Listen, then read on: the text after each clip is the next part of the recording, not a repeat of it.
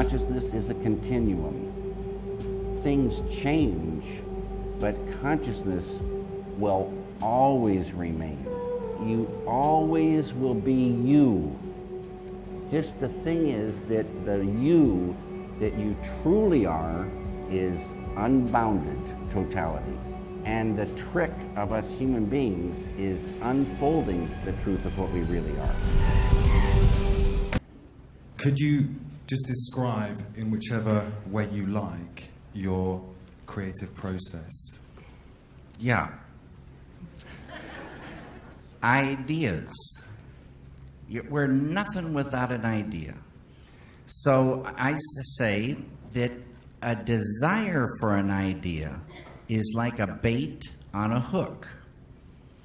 And you're desiring an idea, and you have to have patience, just like you do in fishing. How deep that hook goes depends on the size of that ball of consciousness. And desire, another word for it, is like focus. Just focus on some, and it's a little bit like daydreaming. Thoughts come and thoughts come and thoughts come, and maybe, boom, an idea comes that is so thrilling. You've caught a little purple fish with red fins and little dancing speckled eyes. And this little fish could be just a fragment of the final film, but you love this fragment. You love this fish. And that idea, you write it down so you won't forget it. Then, now that you have that fish, even more powerful bait, and soon others will swim in and join to it. And a thing will start emerging called a script. And it goes like that, for me anyway, fragments. But it's all ideas coming, ideas that I fall in love with. And I'm going to fall in love with different ideas than you will, but there's billions, trillions of ideas coming.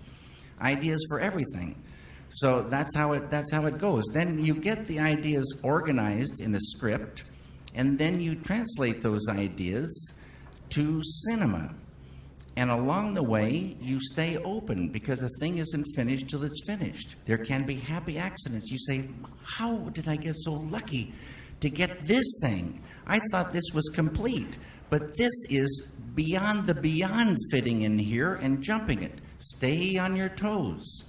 And don't walk away from any element until it feels correct, because it's built out of many, many, many elements. Stay true to the idea all along the road, and then you have some hope of the whole working. Thank you very much. Thank you. O seu risco de sofrimento afeta a criação de modo negativo. Como o senhor explicaria que artistas como Van Gogh e Artaud, por exemplo, produziram uma obra tão genial tendo sofrido tanto? Se eles meditassem, isso poderia desequilibrar a genialidade de suas obras? This is a very beautiful, important question. And this is part of the myth, I think. Van Gogh did suffer. He suffered a lot. But I think he didn't suffer while he was painting. He went out to paint because he loved to paint. And it might have been one of the happiest, only happy times in his life when he was painting. It was so thrilling for him to be painting. But he didn't need to be suffering to do those great paintings. And I know Van Gogh would have been happier if he'd been able to transcend, dive within. And I know his work would have been as good, better, or even better than good. It stands to reason. The more you suffer, the less you want to create. If you're truly depressed, they say you can't even get out of bed, let alone create. If you're truly angry, occupies the whole brain, poisons the artist, poisons the environment, little room for creativity. And I use this example. If you have a splitting headache, and you have nausea, you're vomiting, and you have diarrhea on top of that, how much work are you going to be doing, and how much are you going to enjoy it? give the person a technique to lift that sickness, lift that negativity, and enjoy life. I fall in love a lot with stories that have, I say, concrete things and abstract things.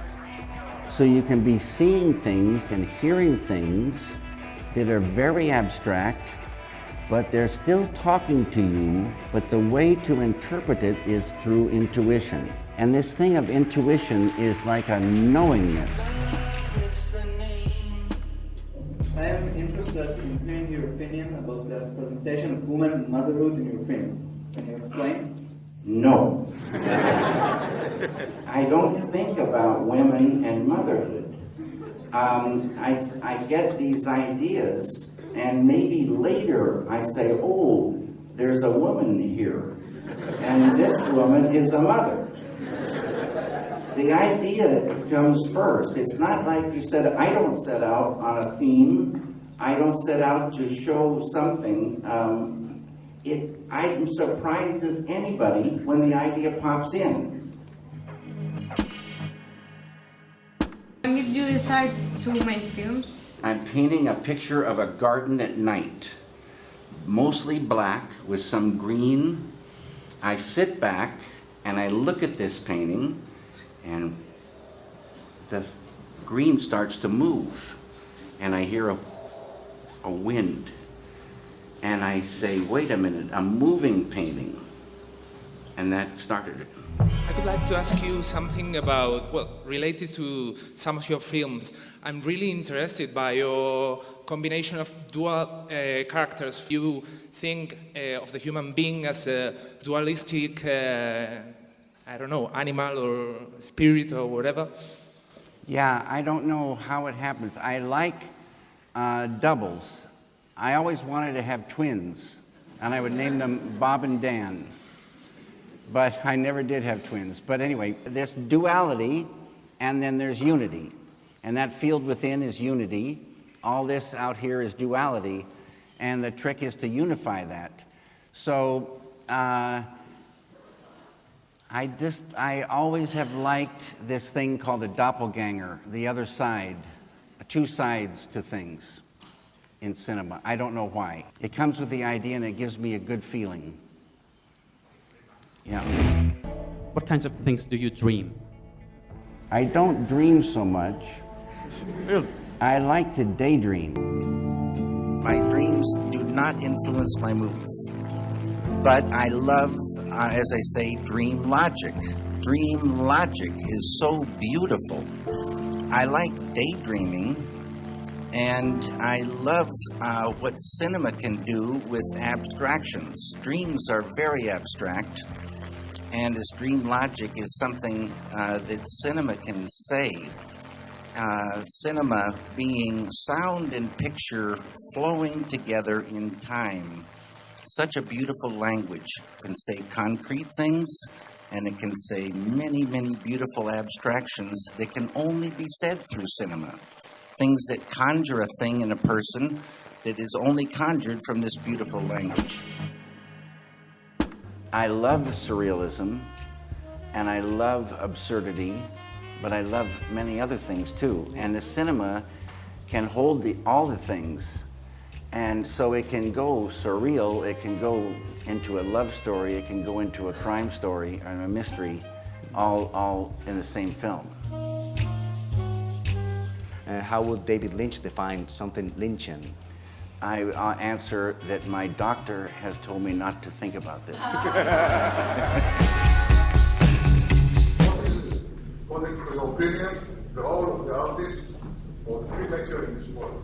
In my mind, have the great privilege and euphoria of translating ideas, and ideas that can create a world that people can go into and have an experience. Here's a theater, and you're going along in your world, and you stop in, and you sit, and the screen is giant, and the sound is good, but the lights are on now, and people are still seating. And then suddenly the lights dim, and the curtain opens, and the thing begins, and we can go into another world and only exist there because of that film. It's a magical, beautiful thing. Take people into another world and give them experiences. Take yourself into that other world and give yourself an experience. It's a magical medium. That's the role, to make new worlds.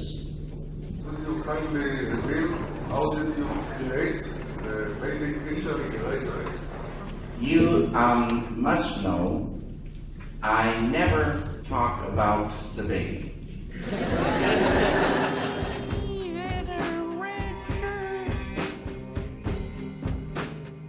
My name is Samir.